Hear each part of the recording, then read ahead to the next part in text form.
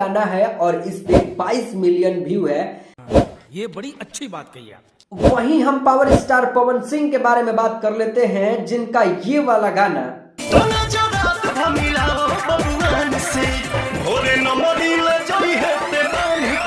जिस गाने का नाम है बबुआन के जान हो, और ये गाना 3 साल पुराना है, जिस गाने पे 55 मिलियन व्यू है।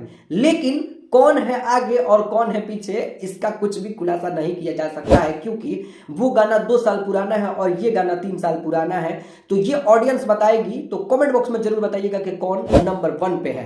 तो चलिए अब बात कर ले कि कोई कतनो आई और कतनो जाई, लेकिन हो ना पाई झमकौला से होई।